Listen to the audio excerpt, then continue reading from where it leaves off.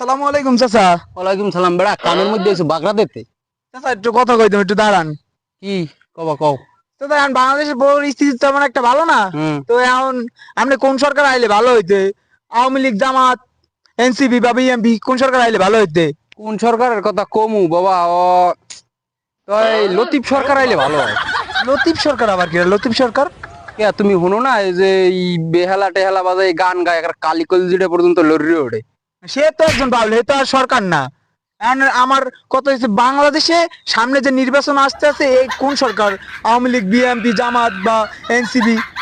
এই ও সরকার কে আর কথা কম আবার কেডা রাগ হইবে বাবা? ওর মধ্যে তো আর মোর কোনো আত্মীয় স্বজন নাই। কে আর কথা কম আবার কেডা রাগ হইবে? হাওয়াতে দরকার নাই। তোমার কামে যাও, মোর কোনো এখানে আত্মীয় স্বজন নাই। মোর এখন কাম করতে যাও, তুমি তোমার কামে যাও, দিয়ে যাও। তা আপনি কইবেন না যে বাংলাদেশে কোন সরকার আইবে?